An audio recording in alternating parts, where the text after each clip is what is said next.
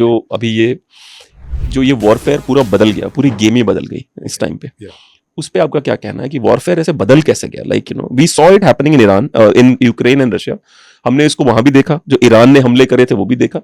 Were we ready for this kind of warfare? Definitely, we are ready for this kind of warfare because whatever campaign happens in the world, as a matter of policy, not only our armed forces but any other armed forces, professional armed forces, they would do a thorough analysis of the entire thing, lessons learned, and what could have been done much better, and how we can implement this in our campaigns in future whenever it happens.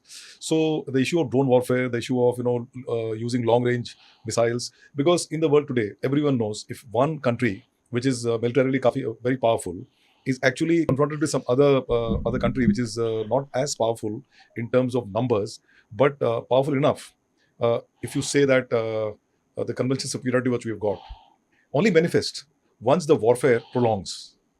If the warfare is on, it's like world heavyweight champion, two heavyweight champions fighting against the rookie.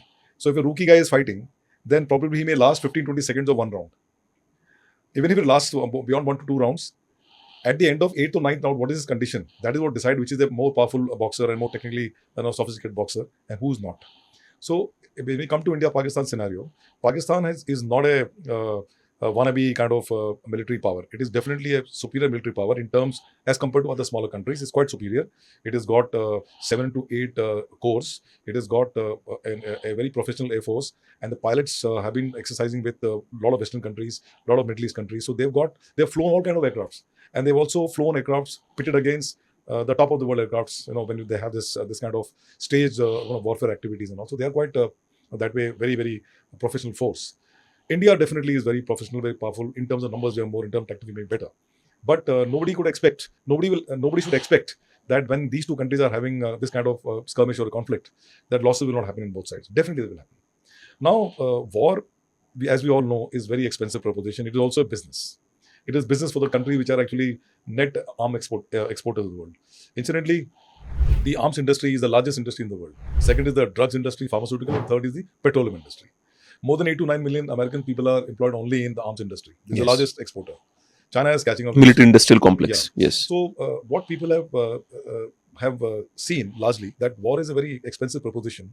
So how we can cut down the cost of the war? Obviously, the cost of war cannot be cut in totality. But if it is a short duration war, like 10 days intensive war or 5 days war or 4 days, as in this case, then you can actually minimize the losses, minimize your economic losses also. So the best thing is to use drones because drones are very cheap and they have lesser combat potential. But a mass attack by drones can actually cause the same kind of damage which perhaps a very very expensive aircraft can carry. Number one. Number two, these days the technical superiority of the forces is such that risking a very expensive fighter aircraft entering into an enemy's airspace and trying to create damage or any combat damage to the enemy becomes a bit more difficult. Now, most of the time, the world is witnessing a warfare which is one-sided, like American forces attacking, let's say, Syria or some other country, smaller country, Afghanistan, or even for that matter, Iraq. They're not that powerful, so there is no real opposition. Yes. So they can have a total, air superiority in that area. They can control the skies and they can do whatever. And narrative. Yes. Here it is not the case. Here they are equally powerful. We are also much more superior. So that is why perhaps people have moved on to using standoff weapons. Now, standoff weapons, there are a couple of advantages. Number one, these days, the standoff smart munitions are so good that you can actually have precision strikes. And that will avoid collateral damage. And nobody wants to have collateral damage. Because it is when you say standoff means what? Standoff means a weapon which can be fired from a range of 100, 200 kilometers. So now you don't have to actually enter into enemy territory. Like for example, in this war we have seen from our side, when we did a strike on 7th night, that 25 minutes campaign which it did was so efficient, so effective. Because our aeroplane did not cross into their area. Rather, we would have stood 30, 40 or 50 kilometers standoff from the actual the notional border. And thereafter, they would have fired, released their weapons. Did we cross the line this time? No. Not even once. Not even once. Okay. It's like Kargil, not even once we crossed the line. That's why this warfare is very atypical in nature. There are 2-3 reasons for it. Number one is that it is the first non-contact war ever fought in the world. Number two, it is the first war of drones between two nuclear-armed opponents. And three, this is perhaps one of the shortest warfare which has been fought in the world.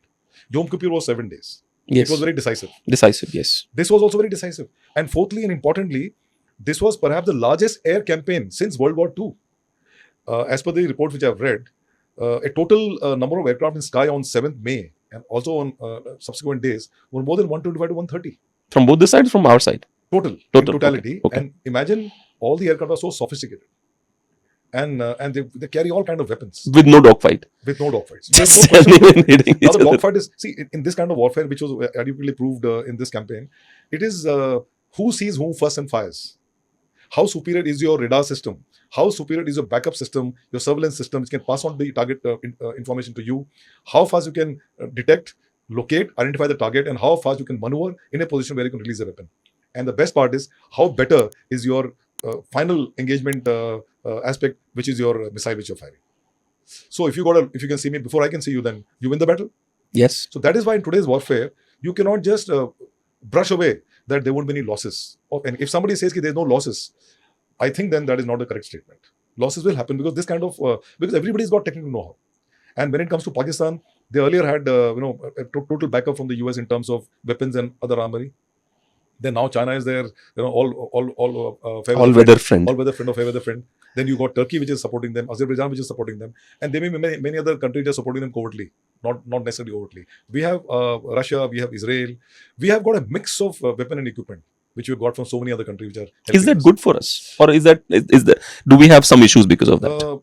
Good in the sense that firstly, when you diversify your armory, then you can't be kept hostage by one country, yes. in case there is some kind of international process against you, like sanctions against you. That we saw in 90s when after the Buddha smiled, so there were a lot of sanctions imposed on us. Couple of countries actually did not give us spares, and so that's a problem. So Buddha smile was the nuclear test done by India in 1998. 1998. Yes. So now if you diversify your armory of weapons and your stable of the equipment you have, then even if one country is not giving you something, then there are other suppliers whom you can bank on to get this. Other thing is that there are a couple of technological sophistication which some countries have got in their weapon equipment, which your main supplier may not have.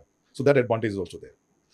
Couple of disadvantages in the sense that you will have to then once it is diversified, you will have to train additional manpower for each and every weapon equipment which have been sourced from different country, because the process of utilizing those things would be slightly different. So then it becomes diversified. But then I think in today's world, people are able to manage, and we are doing a very effective management. As a naval officer, as a naval veteran now, I can tell you that in my ship, there were INS Gomti I commanded. It is the guided missile frigate. We had missiles from Russia, long-range surface-to-surface missile from Russia, P-21s, which had a range of 120 kilometers. Then I had the Barak missile, surface-to-air missiles, which are one of the best missiles in the world, with a point defense missile system. That means any incoming missile fired by an aircraft or a ship can be intercepted by this effectively. That was Israeli. Our entire ship and machine engines were all Indian. Some of the boilers were British boilers. Then we had a helicopter which is from UK. Then we had torpedoes which are from Italy. So like that, so there's a lot of mix of. Then we had a communication system which was totally from India. So it's not as negative as people say. No, it's never negative, and it's basically one has to have an attitude. And if you're a professional outfit like the Indian Navy is, and for that matter, the Indian Armed Forces is, then there's not a problem.